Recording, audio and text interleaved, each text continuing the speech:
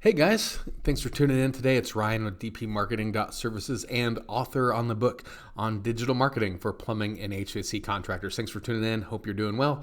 And if you're new to this video, if you've never seen us or heard of us or whatever, you found us on Facebook or YouTube, we work only with plumbing and HVAC contractors around the US, help them make more money on the internet. So that's kind of what we do. Coming at your video today with the worst thing you can do when you answer the phone. When a customer calls you, the worst thing you can do. So many times, I've actually personally listened to the phone calls myself of contractors just like you, who a customer calls, ring, ring, ring. Hey, I've got a toilet. How much to come back in? Or I've got a toilet that's maybe clogged up, or the handle's jiggling, or whatever, right? Whatever the thing is that people are calling you about. How much to have you guys come out? The worst thing you can do is say, well, because we charge a $69 service fee or whatever your dispatch fee is, and that's it. Because then the customer's going, great. It positions you as the company as someone who doesn't understand and doesn't care about the customer's problem, and all you're doing is reducing the services that you provide to a dollar sign, $69 or whatever it is. There is no value. There's no benefit to you having a licensed plumber come into their house, understand the problem. It's done. The second worst thing you can do is pretend like you're reading a script, acting like you care when you really don't care. Ring, ring. Hey, I've got a toilet that's clogged. Can you have someone come out? I completely understand. I'll have someone come out to you tomorrow. We have a $69 service fee.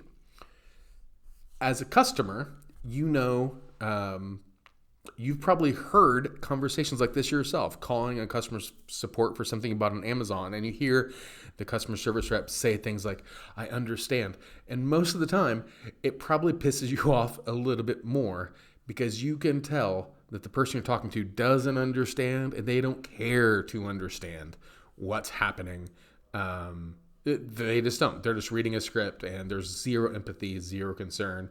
And right away, you're positioned against the customer now. So you're kind of like the enemy. You have a problem. The company's going, I understand.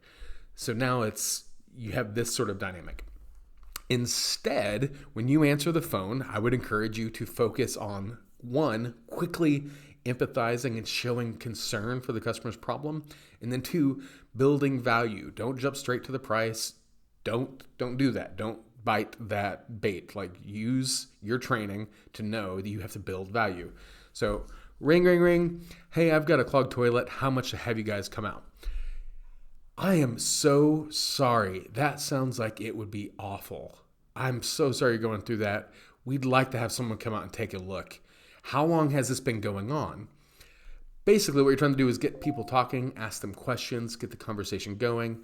The more information you get out of them, the more it can build value. And so then after asking several questions, how long has this been going on? Are there any other symptoms you're having? What type of toilet is it? Whatever, right? We'd really like to have a technician come out and take a look. We used highly trained, certified technicians. They'll come out, they'll diagnose the problem correctly. And to do that, we'll just charge a $69 service call.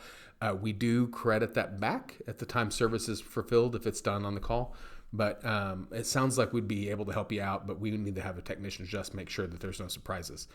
You're showing that you're an expert. You're showing first and foremost that you care about the customer's problem, and you're not focusing on price, you're focusing on value.